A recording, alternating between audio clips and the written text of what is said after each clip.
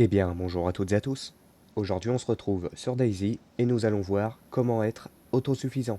Pour être autosuffisant dans Daisy, il vous faut déjà un prérequis, c'est un couteau. Pour obtenir un couteau, soit vous allez dans les maisons et vous trouvez un couteau, comme un couteau de cuisine, ou un couteau à steak, ou bien vous prenez une petite pierre. Si vous en avez une deuxième, vous pouvez déjà fabriquer un couteau, et sinon, vous trouvez un rocher et vous fabriquez un couteau. J'ai trouvé un rocher, je vais pouvoir fabriquer mon couteau. Je prends la petite pierre en main et j'ai l'interaction fabriquer une pierre tranchante.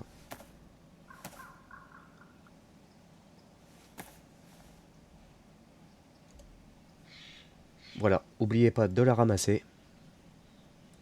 Ensuite, il y a un deuxième prérequis pour être autosuffisant dans Daisy, c'est obtenir une corde. La corde, vous pouvez la fabriquer avec 12 tissus déchirés, ou bien vous pouvez la trouver dans cet état, dans les maisons, les petits cabanons dans les villages, ou bien encore sur les zombies. Une fois que vous avez votre corde, vous allez essayer de trouver un buisson ou un arbrisseau. Pour y trouver un long bâton,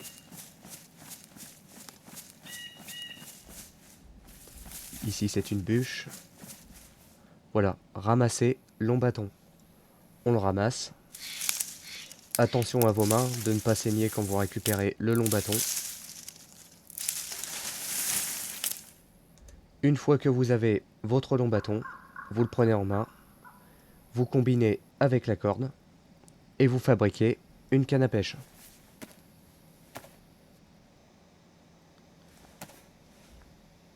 Voilà, vous pouvez mettre la canne à pêche sur votre dos.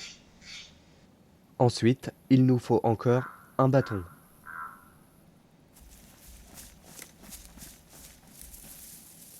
On va le ramasser. Vous allez le prendre en main. On va le séparer. Ensuite, vous prenez le petit bâton en main et vous le combinez avec le couteau pour fabriquer un hameçon improvisé. On va mettre l'hameçon sur la canne à pêche.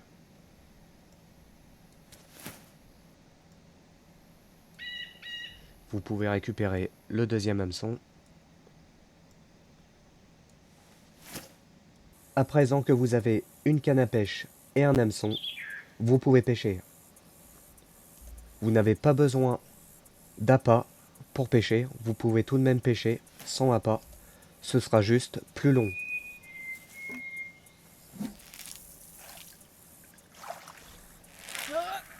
Après plusieurs bonnes minutes, j'ai réussi à pêcher une carpe. Alors il faut savoir que vous pouvez pêcher là où vous le souhaitez, dans les lacs, dans les rivières, ou bien encore en mer. Vous allez pêcher soit du poisson, soit des bottes, soit une casserole.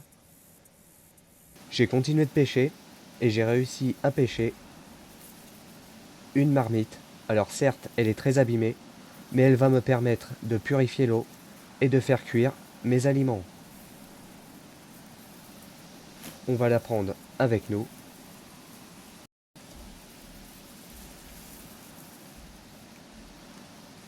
Je vais la déposer ici. Une fois que vous avez votre poisson et votre marmite, je vous conseille de rester près de l'eau. Vous allez déjà éviscérer votre poisson avec le couteau. On combine et on fait éviscérer.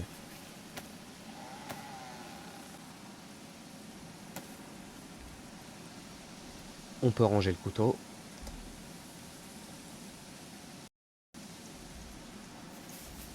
Une fois que c'est fait, n'oubliez pas de vous laver les mains.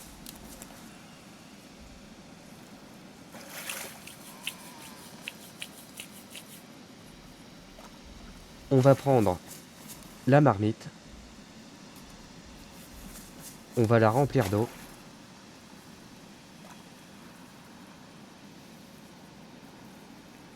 Alors surtout, la remplissez pas d'eau de mer, elle va être salée.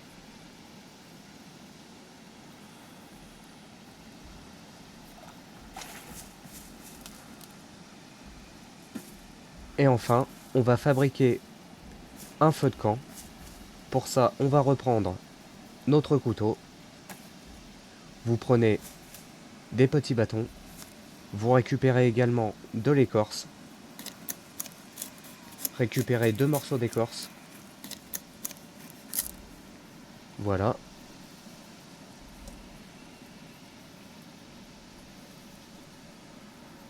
On va ensuite les combiner. On va fabriquer un feu de camp.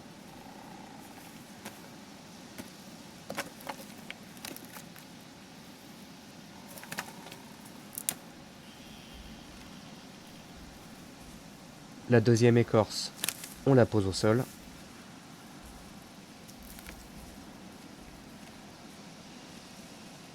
Je vais mettre le feu de camp ici.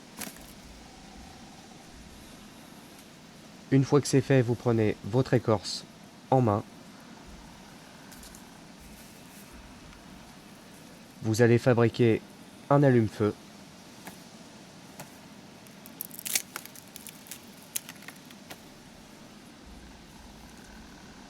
Voilà. Ensuite, vous prenez les bâtons. On va les assembler.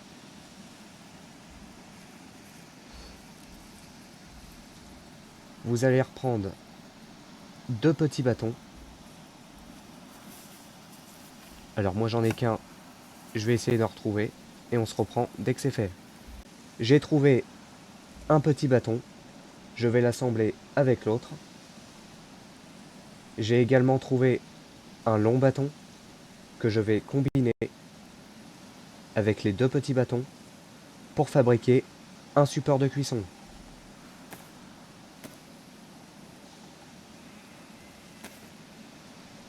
Une fois que c'est fait, vous le prenez en main.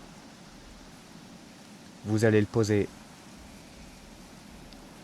sur votre feu de camp. Vous assemblez. Ensuite, vous mettez vos 2 morceaux de poisson à l'intérieur. Vous prenez la casserole en main. Et là, vous voyez qu'il y a marqué eau. Donc vous avez à la fois de l'eau et du poisson dans votre marmite. Vous voyez également qu'il est marqué restant sur votre droite, au-dessus de frais, restant à 100%. C'est très important de regarder ce chiffre, 100%. Il va falloir y faire gaffe pour pouvoir savoir si votre eau est purifiée ou non. Quand vous avez votre marmite dans les mains, vous vous approchez de votre feu de camp et vous faites assembler. Vous prenez votre allume-feu en main, vous allez l'allumer.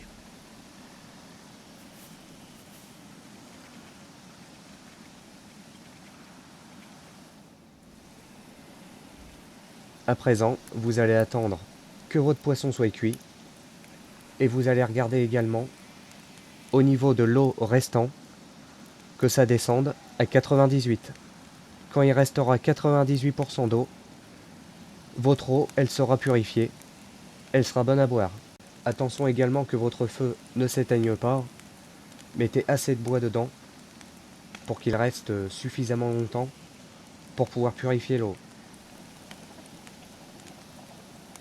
Là vous entendez, on commence à entendre l'eau qui commence à bouillir.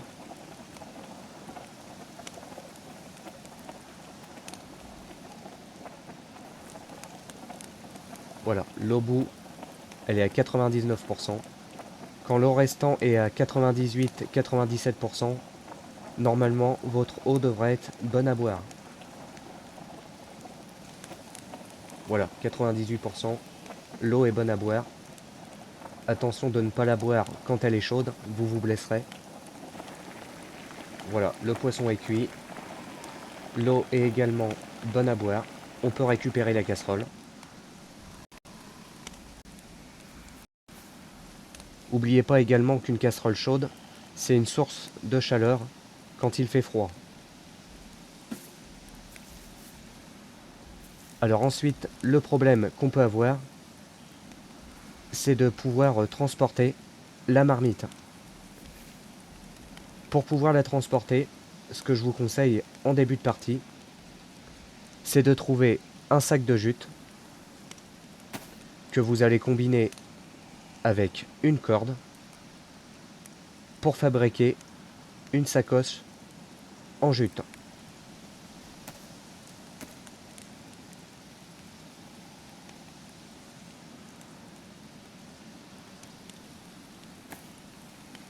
Une fois que vous avez votre sacoche en jute, vous pouvez la combiner avec 3 petits bâtons pour faire un sac à dos, et au lieu de 30 places, vous en aurez 35.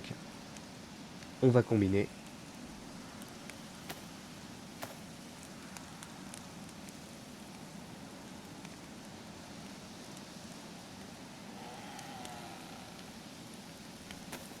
Voilà.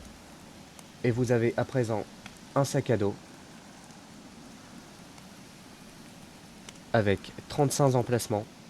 Vous pouvez y mettre un outil et 2 objets sur les sangles. On va y mettre notre marmite. On va attendre que ça refroidisse. En attendant que l'eau refroidisse, je voulais vous parler de la maladie du choléra qui va justement s'obtenir en buvant de l'eau impure. Elle va provoquer des vomissements, principalement quand vous buvez ou vous mangez. Vous aurez aussi de la fièvre et elle peut être guérie avec des comprimés de tétracycline. Voilà à quoi ressemble le médicament. Un antibiotique à spectre large, efficace contre les infections bactériennes et virales. Quand vous avez le choléra, essayez de prendre ce médicament et ça devrait se passer au fur et à mesure. Attention, plus vous buvez une grande quantité d'eau, plus la maladie sera longue à guérir. Si jamais vous ne pouvez pas purifier votre eau sur un feu de camp, n'oubliez pas que vous avez toujours la possibilité de les purifier avec des tablettes de chlore. Si jamais vous ne voulez pas faire de feu pour vous faire repérer avec la fumée, vous pouvez toujours utiliser un réchaud à gaz. Alors vous allez trouver la bonbonne à gaz généralement dans les villages, les bâtiments de chasse ou bien encore les toilettes des villages. Pareil pour le réchaud, vous allez en trouver généralement dans les villages, les bâtiments de chasse et les toilettes des villages. Une fois que vous avez les 2 éléments, vous pouvez les assembler ici. Et enfin, vous pouvez prendre votre marmite et la mettre ici. Et ça prendra exactement le même nombre de places que la casserole seule. Vous pouvez ensuite la mettre dans votre sac à dos.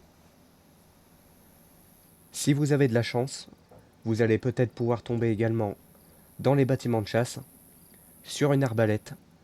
L'arbalète, c'est une des meilleures armes de DayZ et vous allez pouvoir fabriquer ces munitions qui sont les carreaux improvisés avec simplement un bâton et un couteau. Vous combinez et vous avez la possibilité de fabriquer des carreaux. Ce qui est bien avec l'arbalète, c'est qu'elle va pouvoir tuer un zombie avec un seul carreau et qu'elle est silencieuse. Attention toutefois, l'arbalète reste une arme assez rare dans DayZ. Avant de vous laisser, j'aimerais vous parler de la mise à jour 1.27 et des nouveautés qu'ils ont mis. On commence avec la map Sakal, où ils ont rajouté des villes et des villages sur la côte est. Ils ont également ajusté la pêche, elle prend maintenant plus de temps quand vous n'avez pas d'appât. Il a également été retravaillé le saignement des mains et la mécanique de l'intoxication alimentaire avec différentes infections maintenant liées à chaque type d'animaux.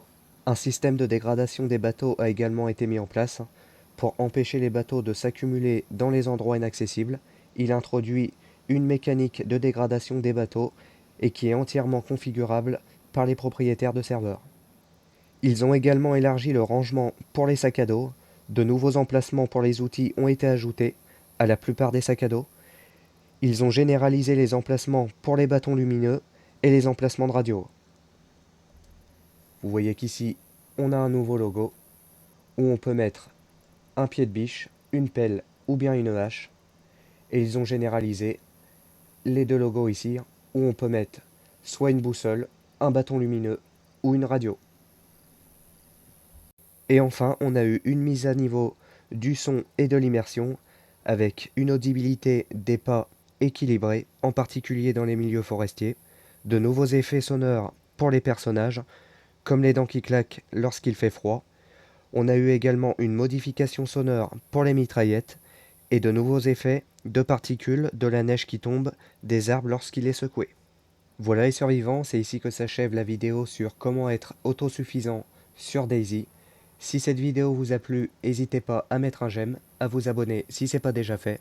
Si vous avez des questions, n'hésitez pas à les mettre dans les commentaires, j'essaierai d'y répondre. Et puis nous on se dit à la prochaine pour une prochaine vidéo. Allez, à la prochaine les survivants.